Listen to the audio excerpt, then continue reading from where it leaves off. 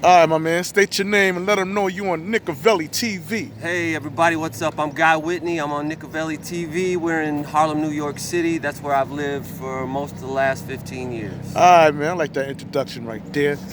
Are you a Knick fan? I want to be a Knicks fan. I try to be a Knicks fan. There's some things holding me back, but I live in New York. That's our team. I want to be a Knicks fan. There you go. So you're going to go through the good and the bad times. Yeah. So when that day come that they take it all, you can say that, you know what? I deserve to celebrate. I think all New Yorkers should get a goddamn trophy, man. Well, they definitely... Especially if you're a Knicks fan and you've been waiting 40 plus years for this moment. Absolutely. Okay, man. So let's talk, man. The Knicks is now 4-13, man. Horrible record. We ain't do good last year. We had no more than 35 wins, something like that. Yeah, something low like that. Something low like that. And we're struggling now. Even though there's a lot of game room for us, as we say, it's the beginning of the season. Why are we at such horrible start this season? Who gets the blame, man? For me, I'm one of these guys that feels like the main thing holding back the Knicks is the culture of ownership. After this offseason, all that free agent activity, why does no one want to come to New York? It's the greatest city in the world. We got all that history. For me, when you have Charles Oakley being thrown out of Madison Square Garden like that sends a message. That's how you're going to treat a legend?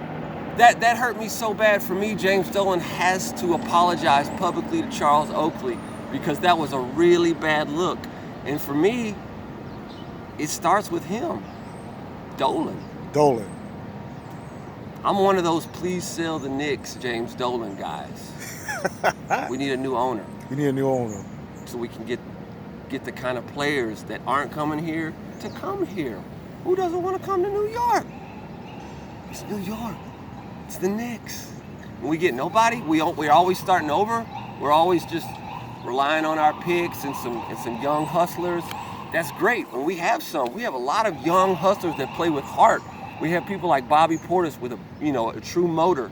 We got Marcus Morris who has that grit and that swagger and who's prepared to fight the whole court. I love that. Now, when you talk about these two players, let's start off with Julius Randle. Mm-hmm. Now, he got the number 30 jersey.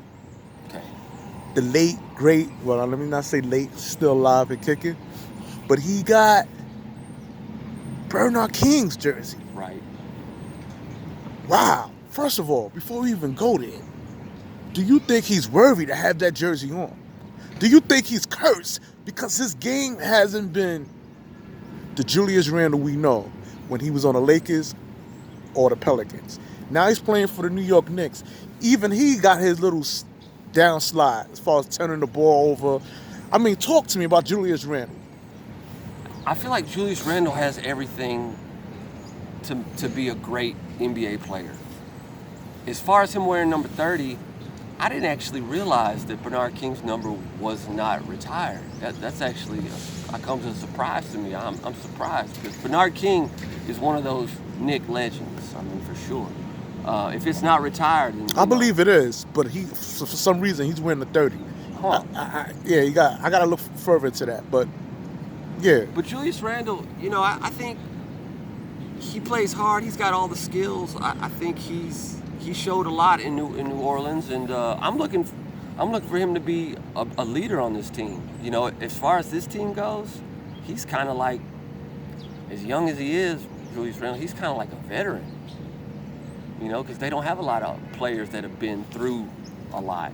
Right. Not the guys on the court. I mean, Morris has. Okay. Now, what did you say to those who say that he turns the ball over too much? Well, he does, but a lot of things go in that. It's a team game, and when a team's not playing well, people turn the ball over too much. As far as why Julius Randle turns it over too much, he's probably trying to do too much. This is a common thing when a team is struggling. Everyone tries to do too much. Mm-hmm. I don't think the Knicks, they quite trust each other. They haven't all learned each other. I think the best player is the rookie, and he's still finding his way. Okay. Now, when you say the best player is the rookie, we're gonna get to that. But you also said you was impressed with Bobby Portis. I love Junior. Bobby Portis. What you like about Bobby Portis' game, man? Bobby Portis to me is, to be honest, number one, we're from the same hometown of Little Rock, Arkansas. Oh, so we a little biased there. And he played at Arkansas, I played at Arkansas. We're basically family in that regard. So Do you know him personally before we go further? I don't know him personally. Okay. But we have a lot of the same family and friends through the Razorback extended family. But what I love about Bobby is that he plays hard. I mean, he plays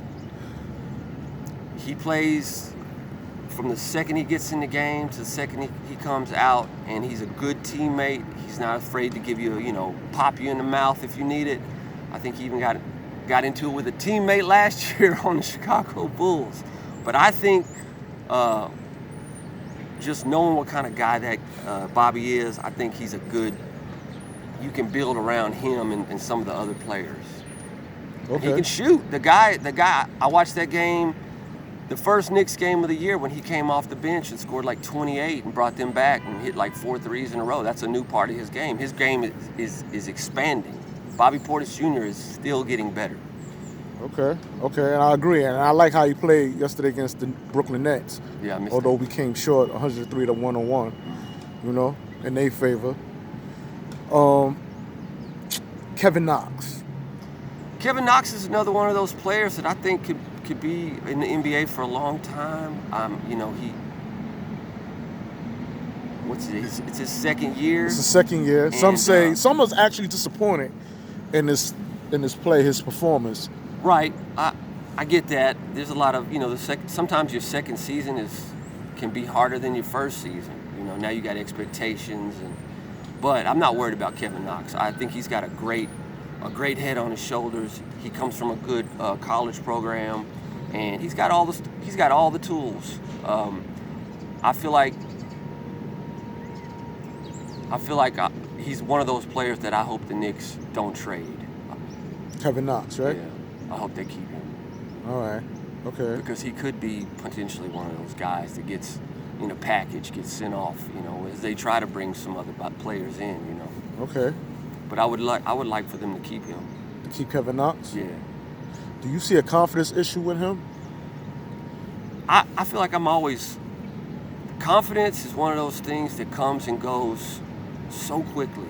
And particularly with a second-year player like Kevin, I see his confidence, going up and down, but it's normal. You know what I mean? It's part of growing up in the NBA.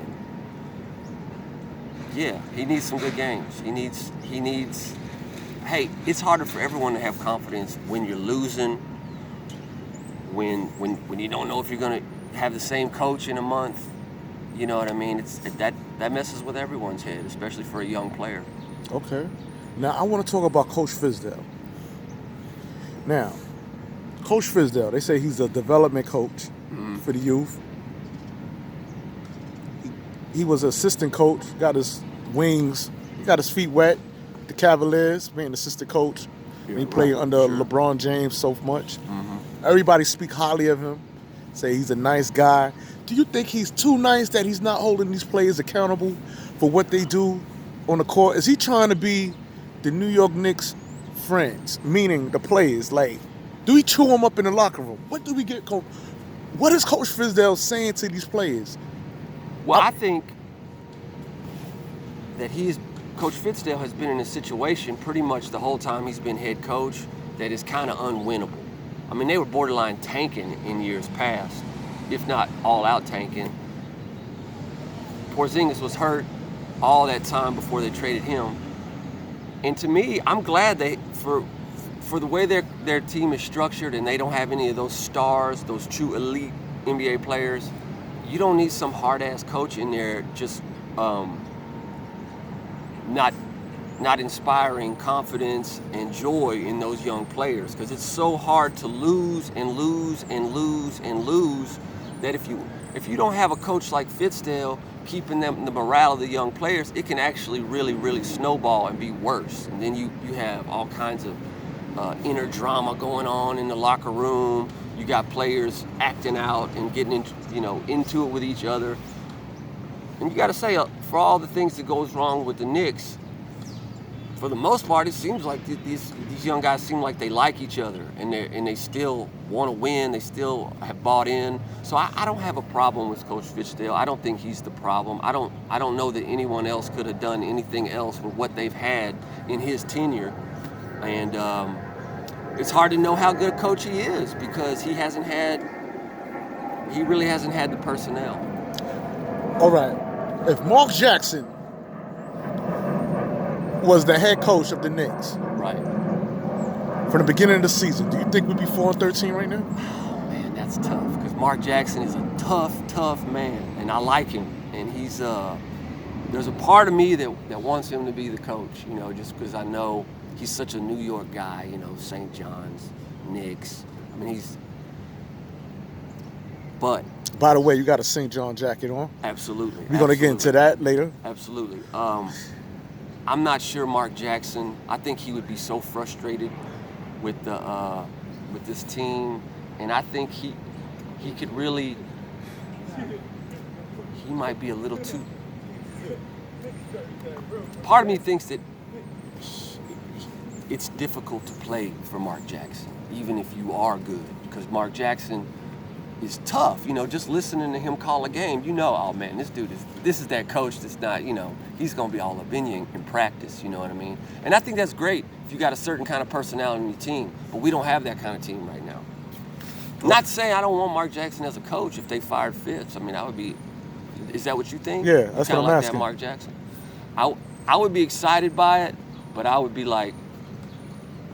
wondering if some of these young players was gonna make it. I think harkening back to what I just said, I think Kevin Knox would probably get traded pretty quick. If Mark Jackson was the coach? Yeah, I think he would immediately want some fire, and I think if Mark Jackson became coach, you might have some players that might want to play for him that they could trade. It's an interesting idea, actually. Has there been some talk about that? No, I'm throwing it up, questions at you. What would you? I like that idea. Okay, now. Somewhat. I don't know. I'm mixed on Mark. We're gonna get on point guard. Yeah. Knicks is struggling. We got a bunch of point guards on the team, but no one really seems to be dominating that position. If I was to guess who I'm most impressed with, well, it's nothing to guess because I see it with my own eyes. I would say Dennis Smith Jr. As he has impressed me for the most part. I mean, his defense is not all that spectacular. Mm-hmm. But he shoots. He scores. He's an offensive player. He drives to the basket. He does everything I wish I could see in Frank Ntilikina, although he's trying. Mm-hmm. This is my question to you. Do you think Frank Ntilikina can grow into the point guard that New York desperately needs for him to be? Everybody's so awed and so impressed with his defense. Mm-hmm. And even that's debatable. Because people say, well, okay, he plays D, but he don't stop the other point guards on the opposing team enough to be that impressed. He just played just enough D right. to be satisfied when you see the lack of his offense. And what do you think about his defense? I'm asking you, what do you think about his defense? You know what? I really can't say yet. Do you like him as a point guard? Let's start Frank? there. I like Frank as a point guard. Why do you like him as a point guard? When he averages 5 points per game. Well, I think he's still finding his way. I think I don't feel strongly about Frank. I can't really say. I don't have a strong opinion on who should be the point guard. I mean, isn't RJ playing a lot of point? RJ is playing the 2. Is he? Yeah. Well, he's got the ball in his hands a lot. Yeah, so that's what I'm saying. He got the ball in his hand. He's bringing it up the court. Yeah. You can see him play the 1. Can you see RJ playing the 1? I mean, I guess I can, because in my mind, I almost think of him as almost a 1, just because he seems like our main playmaker right now. He's creative, and like I said, I like when he has the ball in his hands. So I don't know if he would be a good one, but Dennis, Frank, I don't know. I don't know the answer to that question.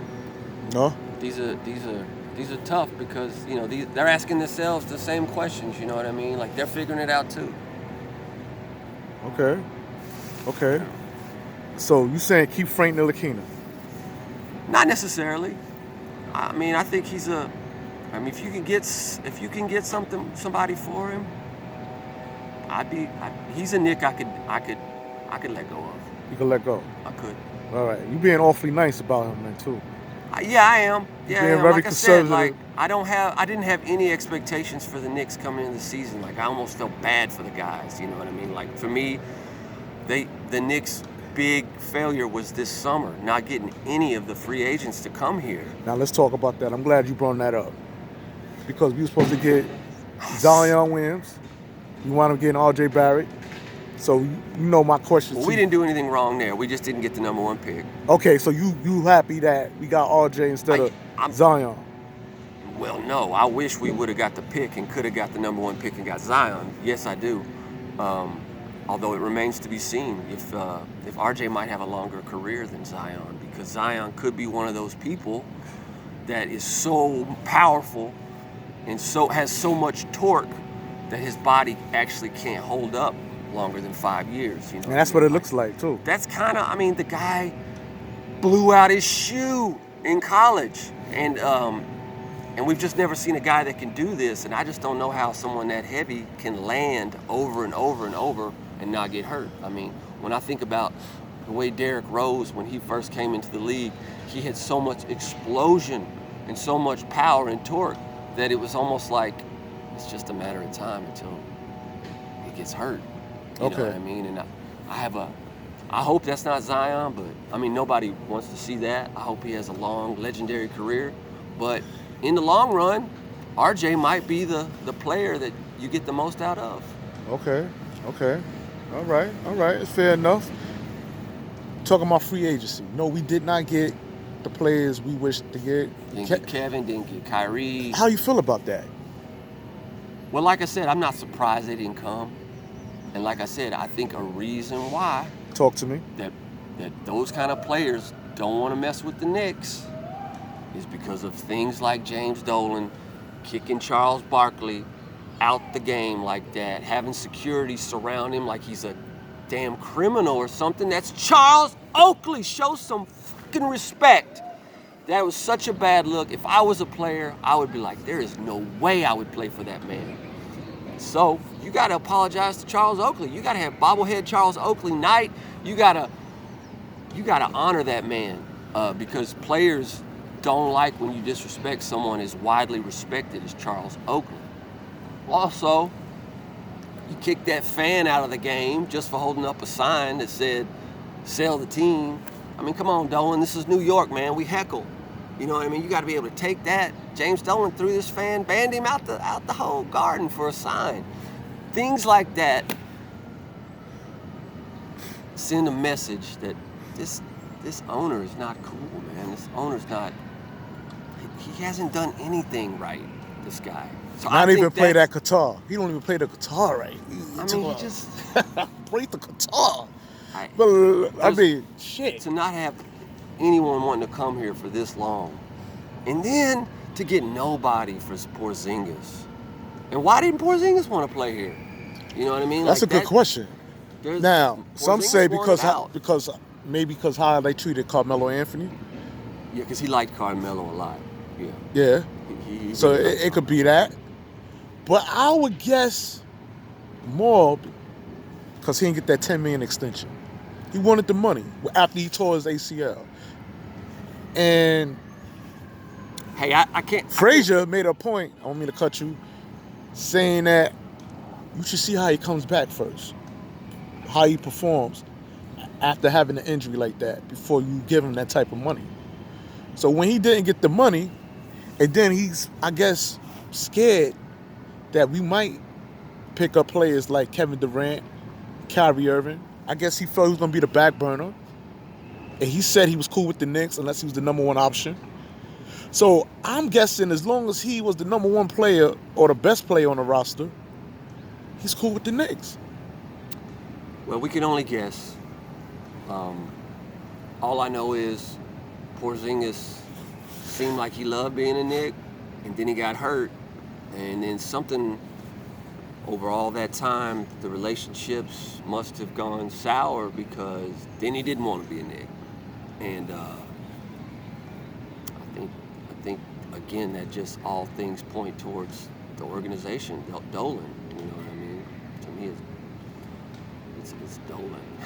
I hear you. Now, as far as Carmelo Anthony, you know he's back in the league playing. Absolutely, yeah. Mm-hmm. Playing for the Portland Trail Blazers. Yeah. Would you have liked to see him back in the Knick uniform? Sure. Why not? I mean, I think Melo needs to be. Actually, no.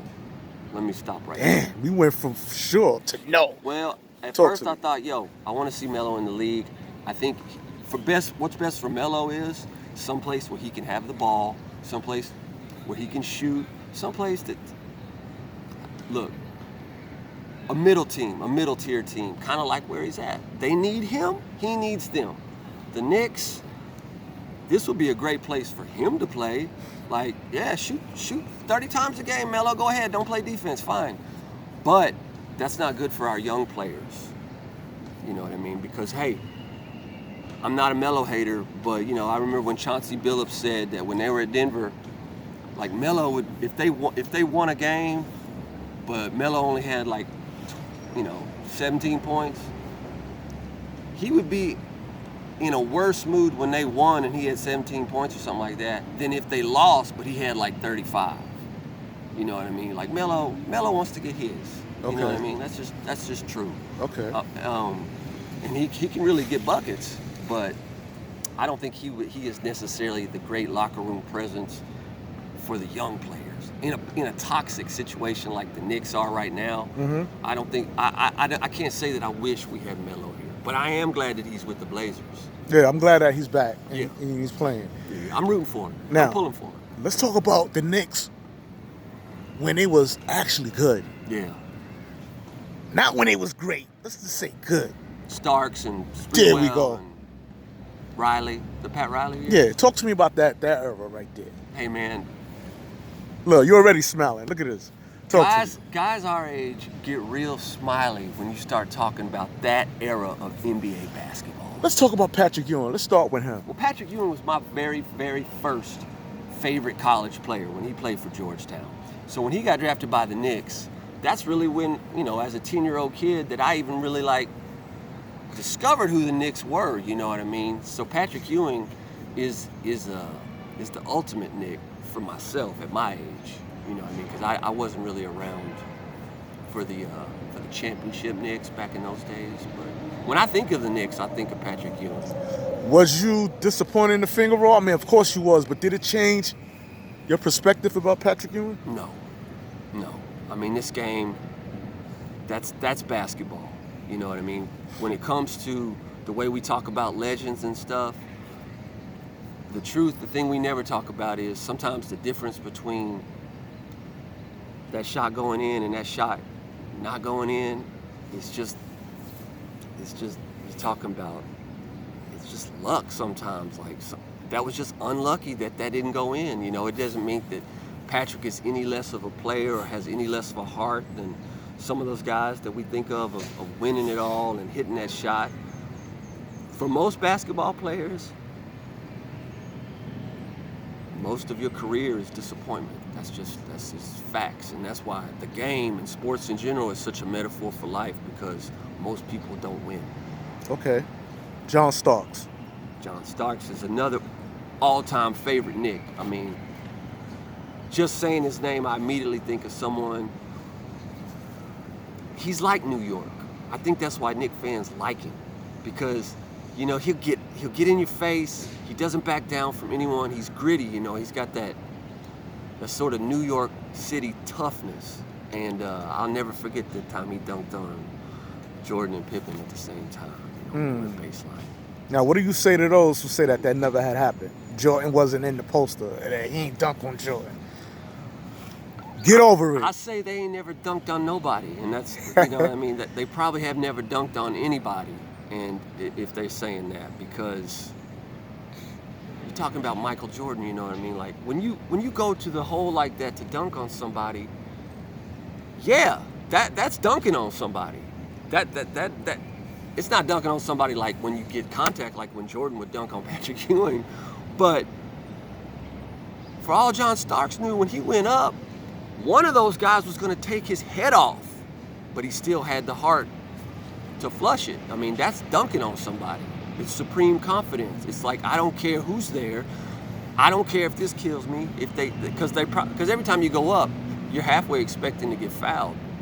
Okay. Especially when you dunk on somebody. Now, if Frank Ntilikina would have made that dunk against Chris Porzingis, do you think that dunk would have been equivalent to the John Starks dunk that we right now talking about, baseline? Would have made big of a deal? I wouldn't say it would have been as big of a deal because of the stakes of the game. That's when Starks did that. That was a huge game, and it was one of the best teams, arguably maybe the best team ever, and John Starks was smaller than both of them, and it was just two legends. It's one of the greatest dunks ever. Okay. Game time dunks. If I was to ask you who's the greatest point guard on the Knicks ever had, excluding Clyde Frazier, who would you say? Well, I don't think I'm any. You got Marbury, Frank Ntilikina, Trey Burke, Nate Robinson. The best Knicks point guard? I don't know. Rob Strickland. I did like Rod Strickland. Rod Strickland is better than people remember, really. But I don't know who the best is. No? No, I don't know. If I say top 5, would you put Frank Ntilikina on there, on that list? I don't think so.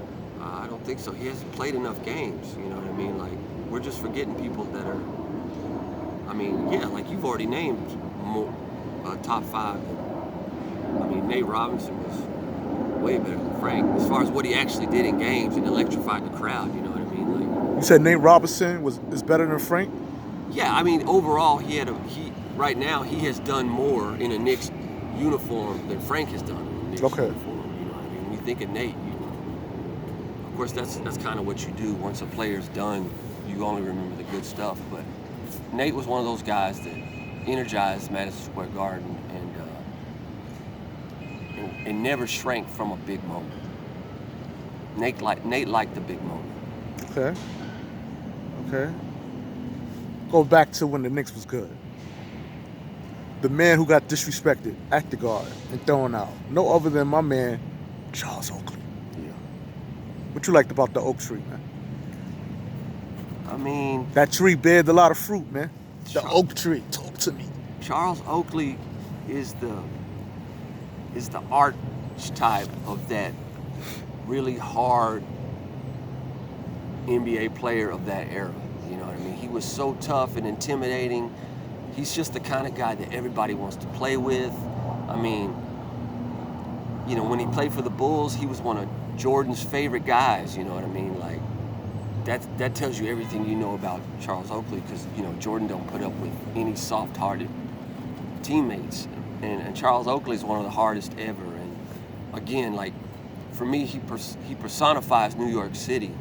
And that's why it was such a good fit for him to be here. And I just love the way he plays, just hard-nosed. And, you know, he's one of those guys that'll look you right in the eye and tell you, you know, fuck you. And I'm pretty sure he told James Dolan that shit, too. I mean, that was such a bad look. I know, man. I know. So, with that being said, man, now I want to talk about your past, man. I'm looking at that jacket, man. Yeah. I came across you. You know, I'll be looking for interviewers. I see you shooting them jumpers. I said, my boy can play. Man, let me come over here. See what he got, the basketball in his hand. We in New York City courts, basketball courts. Talk to the viewers about your history, man. Well, You used to play for St. John? I did not. I played for Arkansas Razorbacks in the mid-'90s, from like 95, 96, 97, 98. And my assistant coach was Mike Anderson, and Mike Anderson just became the head coach of St. John's this season. Oh, that's how you got a hold of the jacket. And that's why I got the jacket. Now, Okay. I already had I have fond memories of St. John's back in the Big East glory days when Mullen was there and he would play against Patrick Ewing. But then Felipe Lopez, all that. St. John's has always just kind of been in my radar. And I live in New York, you know what I mean? So I want to choose for a New York team. So once Coach A got hired at St. John's, I was like, oh, I've already been to Queens once and seen them play. I'm going to try to go to Madison Square Garden when they play the Hoyas on February 2nd. Patrick Ewing will be in the house coaching the Hoyas, as you know. Okay. So, yeah, I'm excited about St. John's. And Coach Anderson, he's got those guys running and playing D, and they're off to a good 5-2 start. Okay. Now, when you was playing in college, what was your position? At Arkansas, we played, of course, up and down. 40 minutes of hell is what Coach Richardson called his style of play. So I was, position-wise, I was probably a 2-3 combination. I came off the bench. I wasn't a star or anything. I played with Kareem Reed and Pat Bradley and Derek Hood. And, yeah, I was someone that I could shoot the three. I could occasionally dunk on someone. I was sort of a jack of all trades, master of none. I did everything pretty good, nothing amazing. I played one season overseas, and that's where I played on an injury so long that I don't play. I really can't go up and down anymore. Since I was like 24. All right, and we're gonna close this out right here. If you was playing against the Knicks right now, and you was at your peak, same age,